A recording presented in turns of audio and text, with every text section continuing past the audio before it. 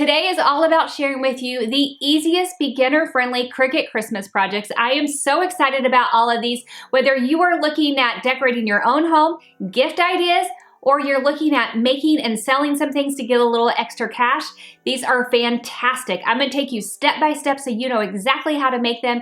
I wanna thank Cricut for kindly sponsoring today's video. Let's get to it. So the first thing I'm gonna share with you how to make is this wooden door ornament.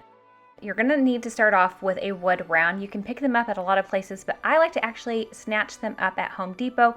They're so fairly priced, and I love that they're already cut and ready to go. Before you go any further, you're gonna head into Design Space and you're gonna select a shape. It's gonna be round to match your wood round. Now I'm selecting a size. I put 17.75 to match the wood round that I picked up at Home Depot. And then I'm also changing the color to white because that's the same color that I will be painting the wood round in just a moment. This is such a great way for you to have a visual while you are creating your design. For this, you just need to choose the text that you want to have go on the sign itself. There are so many different options. You can go with welcome, merry and bright. I chose to go with This Home Believes. So for this home, I wanted to use a scripty font. Now you can go through and scroll through all of Cricut's different font options that they have. If you have a membership, anything with an A will work with your membership. Or if you want to keep a list of some of your favorites, you can just type it in. For my scripty font, I'm using Annie Lou. It's one of my absolute favorite ones to use for a script cursive style font. Now I love to go ahead and unlock it and then play with the size of it. That way you can make it like squattier or taller and really adjust the font to what you want it to be.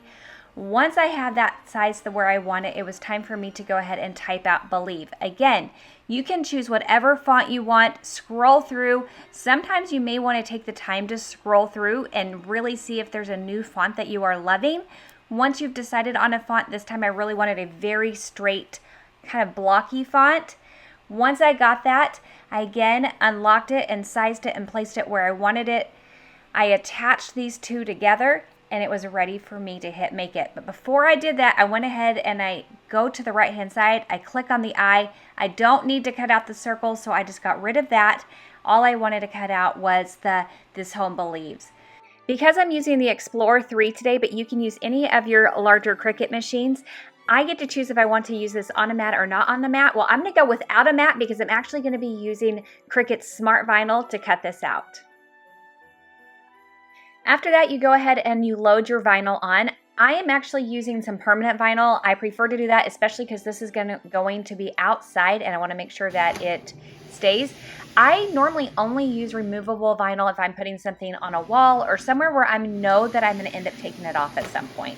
Other than that, I tend to always use permanent vinyl, and then you'll also see I really like to use the iron-on vinyl. Once the Explorer 3 has finished measuring your vinyl to make sure that you have enough, you're going to see that the little triangle next to it, the go button, the play button, is now blinking. That tells you it's time to push it and you're ready to cut. Once it's done cutting, then you want to go ahead and separate the cut vinyl from the vinyl roll. I like to use the trimmer that comes on the rolled holder to do that, but you can also use a pair of scissors if you want to.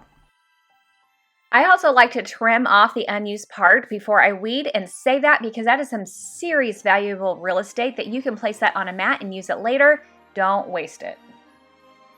Anytime I weed, I always like to start off in the corner. I pull off of a section and then I just start pulling away. And you'll find that I kind of just wiggle back and forth as I weed. Now the vinyl is always really sticky and you want to make sure that you're not attaching vinyl to vinyl because then that is where you find that you have some issues.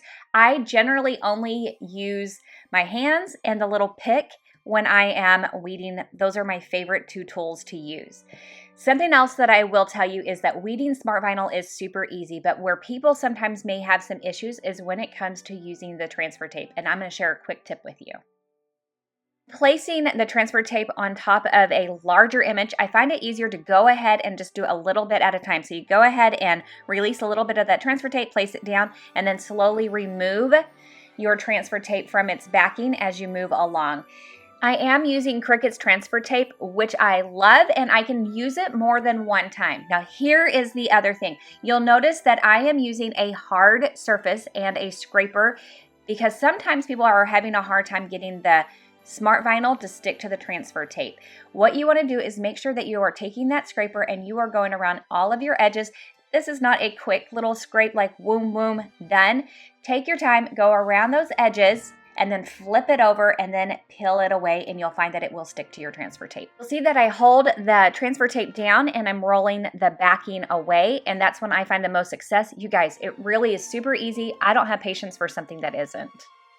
Now it's time to start working on the sign itself, and you need to prep your sign with its base color. I'm going in with white, making sure that I cover the entire front and the sides. Now it's time to place your painter's tape down and section off the area that you're going to be putting your vinyl decal. You'll notice that I'm actually placing mine a little bit lower than halfway, and that's because the greenery and the bow is going to go at the top, and I want to leave plenty of real estate at the top of this. So here I'm actually going to show you a couple of different ways to help you get those really clear, crisp lines. You have a couple options for this first one. You can use Mod Podge or the same color as your base color. I'm going to go in with white, which is the color of my base color, of course, and I'm painting that, making sure that I do allow it to go on top of the painter's tape, and that is going to seal it off. Once that has dried, I'm now going in with my second color, which is Waverly's in Crimson. It's a beautiful red, and I'm painting that on there, making sure to also bring that down over the sides. Another tip that I like to give you is to always go back over one more time, making sure you have nice, even brush strokes. That will just keep everything looking seamless. Then you're going to go ahead and remove the tape while it is still wet, because you don't want it to dry on this time, and look how clean and crisp that line is. Of course, go ahead and let that dry, whether you are going to go ahead and add your vinyl or if you're going to add a second color like I am. Now, because I'm adding a second color, I need to go ahead and tape it off again, getting ready for that second color. Again, I'm eyeballing it. If you need to go in with some sort of a measuring item, measure out your line. I'm making sure that I have a little bit of white between the red and the green, so I'm using some tape to cover up the white area that I want to have stay white, and then I'm adding tape, of course, to the other side of that. Now for this one, I'm going in this time with like more of a stempel brush, and I'm taking that green, I'm pouncing off any of the extra, and I'm going in straight up and down. Because I don't have excess amount of paint on my brush and I'm not going sideways, you'll see that this one works really well as to give me that crisp line. This is another really great one when you're doing stenciling. It's really fast because you're not having to wait for paint to dry in between. I just had to go in with the green first. I didn't have to worry about painting it white or with Mod Podge. I really love to do this. If you like to stencil, this is a technique I would suggest that you try. Once you finish stenciling out the color, you can go ahead and remove the tape while the paint is still wet, and look at those beautiful crisp lines. I would love to know, between the two different techniques that I shared with you, well, which one of these are you most excited to try, or which one have you already tried and loved? Now it's time to go ahead and add your greenery on here. Now I picked these up at Walmart. They were just under $1 each, and I think they are beautiful. I absolutely love them, and I'm just using a staple gun to attach them to make sure they're nice and secure, giving them a couple staples on each one. Once they're secured down, it is time to go ahead and create your bow. And here I have 4 different ribbons I picked up. I have 2 of them I grabbed at Walmart, 2 of them I grabbed at Hobby Lobby, but any 4 ribbons that you love that go with your color scheme would be great. I would suggest that you have 1 ribbon just slightly fatter than the others. I find that to be a really good balance. You are going to cut ribbon depending on how big of a bow you're wanting. This is going to be a pretty large bow for what I wanted. So I went ahead and I'm cutting the ribbon that I'm using for the loops to be 23 inches, and I'm cutting 3 strips of each of the ribbons. Now for the ones that I'm using for the green trees, that's kind of an accent ribbon. It's going to go behind. I only needed 17 inches of that one. Again, 3 strips of that. Once I had cut all my ribbon, then I'm folding the ribbon in half, making sure that that folded over part is right in the middle, and then stacking those on top of each other. Now I went with the thicker solid one on the bottom, and then I went in with the plaid in the middle. I felt like that was kind of bringing everything together, and then I wanted that red striped one to go on top. After that, I stacked everything on top of each other, and I'm just using a simple zip tie. You guys, this is the easiest bow you're ever going to make. Take that zip tie, wrap it around that center, and snitch it up, and then clip off the extra. After that, For some reason, I lost the footage, but all you're going to do is you're going to take about a 5-inch piece of that same ribbon that you used on the back, and you're going to hot glue that around to cover up that zip tie. From here, you can start playing with your loops a little bit, moving things around and getting an idea of what your bow is going to look like. But honestly, your final manipulation will happen once it's on the sign. Now, the last thing that I didn't show was that I folded over the ends and cut them up towards the center to dovetail all the ends of that bottom ribbon to give them a nice polished finish. To attach the bow onto the sign, I'm just using some hot glue and putting it right on top of those picks, and then I plop that bow right down, and then I hold on to it while it's setting up and just start manipulating the loops on the bow and getting those situated where I want them. To hang the sign, you're just going to take another piece of ribbon, fold it in half, flip it over to face the sign, and then use your staple gun again. Put in several staples to make sure it's nice and secure, and then after you have all of those staples on it, the sign is ready for you to add that vinyl decal that you made earlier. So go ahead and place it where you want it, and then take your scraper and you're going to go over it gently. There's no reason to rub it super hard at this point. That's not necessary. And then you're just going to pull that transfer tape off. I kind of like to do a rocking motion as I'm taking it off. Now, I have been asked if I seal my paint before I add vinyl decals, and no, I do not seal my paint. I just make sure my paint is dry. I have no problems with my paint peeling up or anything like that. Now, because this is going to go outside, I would suggest that you do seal it once everything is said and done with either a brush-on sealer or a spray sealer. That is great for outdoors. I absolutely love the way that this turned out. I think it turned out beautiful. It is probably one of my favorite pieces I have done in a really long time.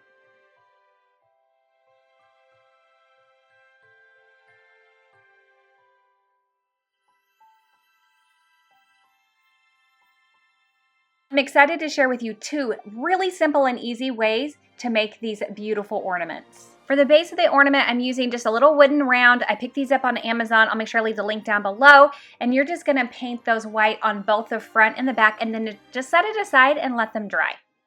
While they're drying, go ahead and head into Design Space, click on Shape and select a circle, and then you're gonna size it to match the same size as the wooden round that you have. I went ahead and changed it to the color white. I always like to do that. That way it kind of just disappears into the background. From there, I went into Images. I typed in the word holly. I'm keeping this super simple. And I just found a holly that I liked, selected that, brought it down, and then I'm just placing it on my circle and sizing it to get it to the size that I think works well for this circle. Now I want to go ahead and add text. I'm going to go with the traditional Merry, Noel, Joy, and Peace. So we're going to start off with Noel. So I hit text, I type it in. Now what's important for me to do is to choose a font that I like. Again, you may have a list of fonts that you really like. You can scroll through and choose some fonts. This time I just chose to go with Annie Lou. It's a beautiful scripty font, so I picked that out. I did realize really quickly that I wanted to have lowercase letters for the last 3 letters, so I changed that. Have Noel match the same red as the berries. I just went up to the top and it shows you all the colors that are being used, and I just selected that red and changed the color. You can leave things exactly the way they are, but I went ahead and I unlocked the word. That way I could adjust how tall or how short it is. I love to do that. It makes it a lot more customized than leaving the font exactly the way it comes. From here, you can either delete the circle, move it out of the way, or hit the I on the right-hand side and just hide it because you no longer need it. To make multiples of these, all I'm going to do is go to the right-hand side and hit the word duplicate. From there, you want to go ahead and go to the top right and hit ungroup, and then you're going to click on the word Noel, and now you're going to type in whatever word you want now, whether it's peace, Merry, whatever other word you're going to replace with the word Noel, because Noel was sized exactly the way you already want it sized, and so duplicating it just makes the process so much easier. Now on the right hand side, you're going to highlight Merry and the berries, and then you're going to hit attach at the bottom. After that, you're going to highlight all of it and hit group at the top. This way, Merry and the berries will cut out together, but when you move things around, they will move together. And you just keep repeating that as many times as you want.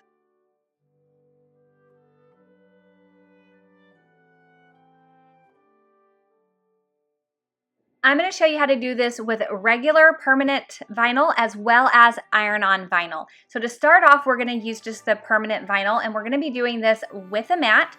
So I go ahead and I select on a mat. Now while it's on a mat, you can actually move these around, and a lot of times I like to go ahead and place both pieces of vinyl on the same mat ready to go. So you can just click on them and pull them wherever you want. So I'm just going to pull them and drag them right on down. And then once I get them in place, now it's time for me to start cutting. So I go ahead and I go back to the first mat, hit continue so that it is now time for me to cut it. I just need to choose what vinyl I'm using. And like I mentioned before, I'm going to show you how to do this with the permanent vinyl. So I select that and now I can start cutting. So I am placing my vinyl on my mat, and you can see I have placed both colors in the same place that they show up on the computer screen. So it's going to first cut the green one, and then it's going to prompt me when it's time to cut the red one. So I just load it on, I cut it, and make sure that it has the right size mat, and then it prompts me when it's time to hit go for cutting. Now you will unload it and reload it between each color. I just find it more convenient to go ahead and have everything set and ready to go. Anytime I weed, I prefer to weed while it's still on its mat. It just gives me a thicker surface to work with, and I always start in the corner, and then I just start pulling it away. Again, I kind of go back with that back and forth rocking motion, making sure that everything is in place as I'm coming and pulling the vinyl off. Now, once I get everything weeded, I then will pull these off and then cut them apart. Now, you have two different ways that you can attach the colors together. You can start by just picking up first the green leaves with your transfer tape and placing that on your wood ornament, and then placing the red on top of that separately. Now, the problem with doing it this way is that you're kind of eyeballing and hoping that you got the leaves in the right way. This does work, and this will work for plenty of different images. And especially if you're working with a really large image and you want to place some smaller images around it, I love this way of applying multi-levels of vinyl, multicolor vinyls. Now for this one particularly, this is my favorite way to do it. I prefer to put both pieces of vinyl on the same transfer sheet. So I start with applying first the red onto the transfer sheet. I get it on there, and then I apply the green onto the exact same transfer sheet at the exact same time, and then I apply both of those onto the wood round. That way I can see exactly where I want it, get it on there, and then peel that transfer sheet off. I think that you end up with a much better result of placement by doing it this way. I really love how the permanent vinyl looks on these, but you do get like a rise in texture, and it's just one of your options. Now, with the iron-on, it's a totally different way. It kind of melds into it, so let me share with you how you're going to do it. First, you need to make sure that you mirror your images. You can do that before you even go into choosing what you're going to do. You see that on the left-hand side. You just select that little mirror button, and then you hit continue. From there, you need to hit iron-on material. Once you've selected that, you see at the top that Cricut has reminded you again to make sure that you have mirrored your images, so you have another prompt, but it also tells you to make sure that your material is shiny side down. That's because that is your transfer tape that is on there, and you want to make sure that is down. From there, you go ahead and you cut it like you would any other material. So when it comes to weeding iron-on vinyl, you're going to weed it pretty much the same way you would any other vinyl, but you're going to notice the vinyl itself is more rubbery. It's not sticky at all. The transfer tape is what is sticky.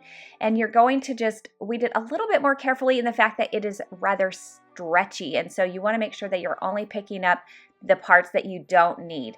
And so I really like to go in with my little pick to help me like weed out the parts I'm not using as I'm going through and getting rid of those parts and pulling them away from the areas that I will be keeping. Once I got this completely weeded, then I went ahead and I cut each section apart. I find it easier just to cut one big long section and then cut things apart.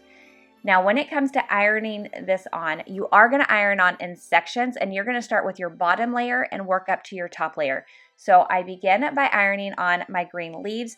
I like to use this heat resistant tape to hold things in place, and I'm going to be using my mini heat press as well. I go ahead and I use a little piece of tape to hold it in place, and then I just place my heat press right on top just for a few seconds until it is adhered, and then I can move on to the next one.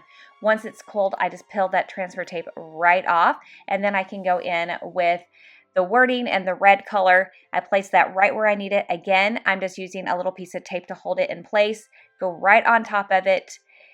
Now, making sure that I'm not taking my heat press on any of the exposed vinyl at this point. I don't want to do that. I'm just on top of the transfer tape itself.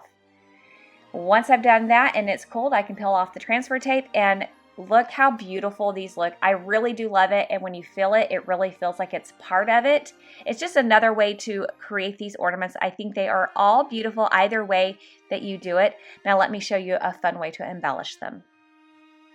So all you're going to do is take a piece of twine, fold it in half, and push it through the front part of that ornament. And then you're going to open up the back loop and thread that twine through, and that will secure it to the ornament.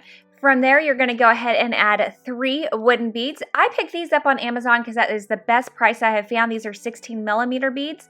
Once you have threaded all 3 beads on, you're going to tie a knot at the top of the last bead, go up a couple inches, and tie another knot.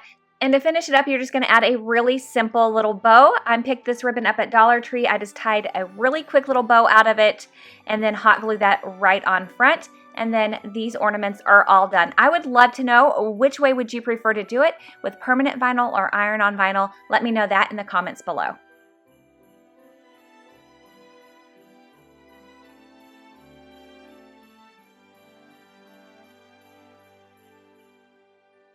I think you're going to be amazed with how easy it is to do this extra large Santa. So all you need is a canvas. I actually love to do really large ones, so I picked up the 16x20s in a pack at Michael's because I find that to be a really good price.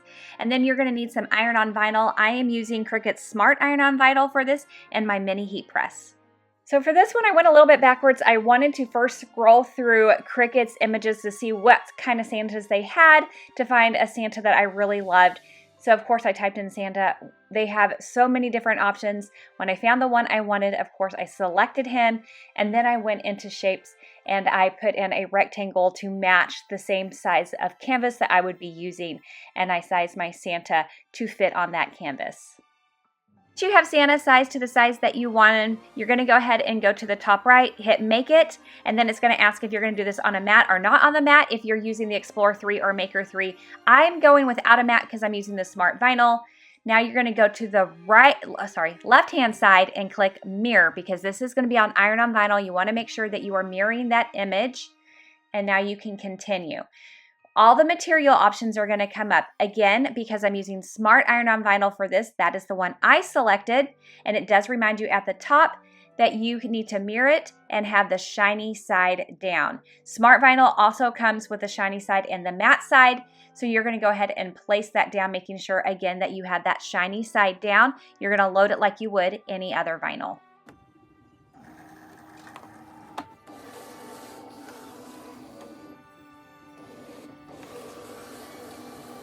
Once it's done cutting, you're going to go ahead and weed it, and let me tell you, weeding it actually is really easy to do because it's such a large image and it doesn't have a lot of intricate cuts to it. So once you get it completely weeded, now it's time to place it on your canvas. I would strongly suggest using some heat resistant tape in order to hold it in place before you go in and start ironing it on. When you're ready to iron it on, do make sure that you have your mat underneath the canvas for added support, and then you're going to take your iron and you're just going to hold it in one place for a few seconds, then move it to another place, and then you're just going to move it around as you're ironing each section. I like to use the mini heat press for this because then I can see that I'm hitting each part, making sure that it is having adherence to the canvas. I find that really easy. It goes so much quicker than you think it would, and I love the finished result of this. I loved him so much, I felt like he needed a Mrs. Claus, and so I went ahead and quickly whipped her up and made her, and I think she is adorable. I love the pair together.